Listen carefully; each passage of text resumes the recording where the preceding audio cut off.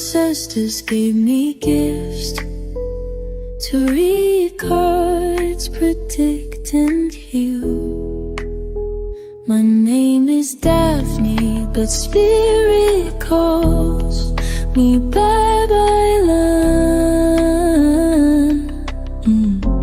Angels communicate through numbers. Intuition is so deep.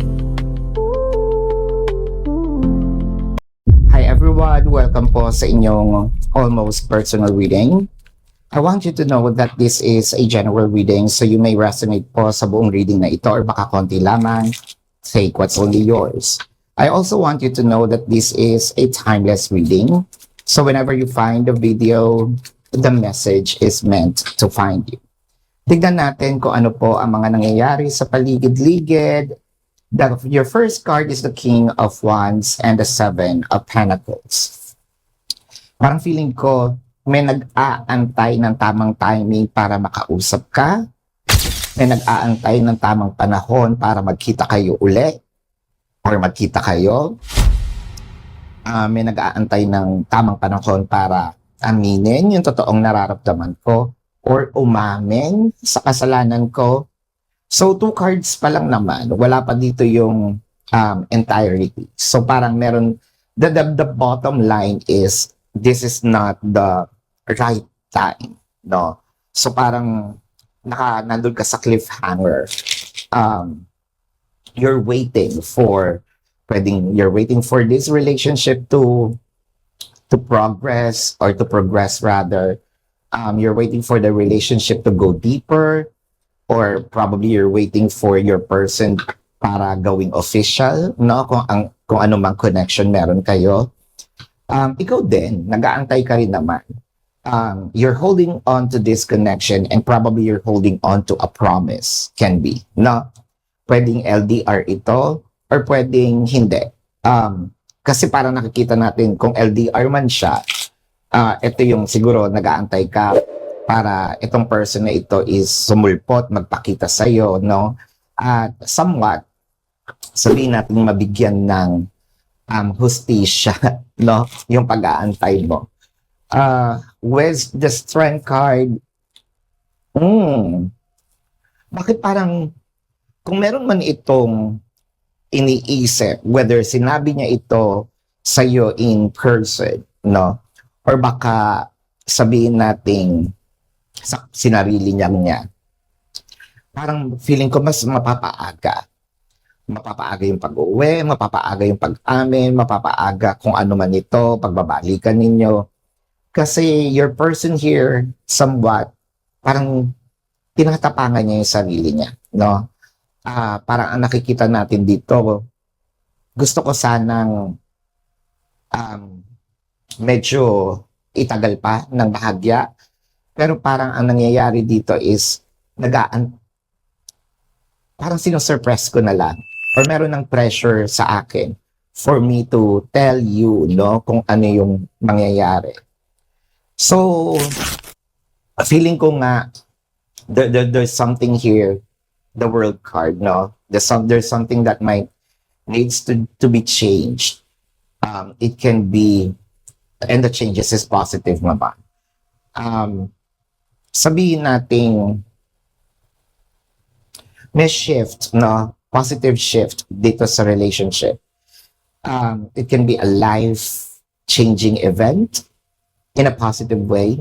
Pwedeng ito nga yung inaantay mo na maging official kayo. Sabihin nating mangyayari at parang medyo mas maaga. Something here needs to be done. Merong sense of urgency that needs to be done right now or right here, right now. The Wheel of Fortune, so sabihin natin, noon pa man, meron ng plan. Noon pa man, ganun na yung feelings. Hindi lang sinasabi. Noon pa man, gusto ko nang gawin.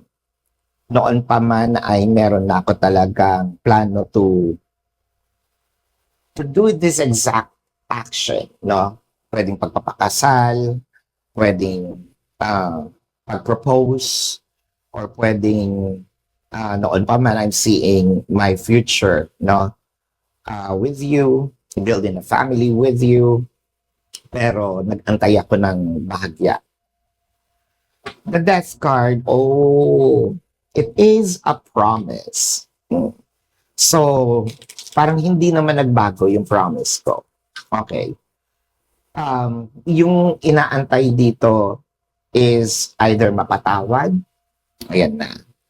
Yung inaantay dito is yung pagbabalikan. Yung, kunyari ako tong person na to, no? Inaantay kong mapatawad mo ako. Inaantay kong magkabalikan tayo. Kasi kung ano man yung mga pinangako ko sa'yo before, hindi siya nagbago. In fact, medyo mas gumanda, mas lumalim, mas seryoso, mas intense, no? Inaantay. So, inaantay ka lang pala nitong person na ito, or inaantay lang ng person na ito na patawarin mo siya. So, the Two of Wands. Oh. Bakit parang pakiwari ko, di ba sabi ko kanina may sense of urgency? It's more of parang mutual or mirrored energy. So parang siya, patawarin mo na ako, no? Tapos ikaw naman, kailan ka mag-approach? So parang ganun. Kailan mo ako papatawarin, yun yung action niya, no? Or litanya niya. Yung sa'yo naman, kailan ka ba mag-a-approach para mapatawad na kita? So, meron dito nag-aantayan. The Queen of Pentacles. It felt like I am ready to give you, to start, no? I'm willing to give you this abundance. It can be money, it can be the commitment nga, and so that you can start or we can start. It can be a new chapter of our life. It can be a business. It can be what have you. No? Something here na ibibigay sa'yo for you to prosper. For you to be happy. For you to parang mag-smile. Ayan. With the Eight of Wands and the Devil card. So ngayon, meron talagang, baka matakot kayo kasi the Devil card showed up. Kasi with the flow of this energy, it's more of, ngayon naman, meron lang, kung dati natatagalan kayo, no, for this person to either take action. Kasi the Devil card here and the Eight of Wands signifies, ngayon naman sobrang bilis. Ngayon naman para magugulat ka na lang. Sandali, hindi naman tayo nag-usap, or napag-usapan natin yan before, pagbalik mo, no, di nagkaroon kayo ng separation. Ngayon, pagbalik mo, bigla mo na lang gagawin. Parang without a warning. Parang you didn't even ask me if I am ready. You didn't even ask me if I still want it, no? You didn't even ask me if kung umaasa pa ba ako, gagawin mo yan? Siguro, at the back of your mind, yes. Pero kasi, since nagkaroon nga ng separation, medyo parang iniisip mo dito, I think that we need to start from the scratch. Or parang maghilo muna tayo, no? Let's heal. Pero hindi. You're going to jump off kung parang as if walang nangyari. Itutuloy na. Either pwede rin itong yung immigration. Ma-migrate kayo sa ibang bansa. So this is your reading.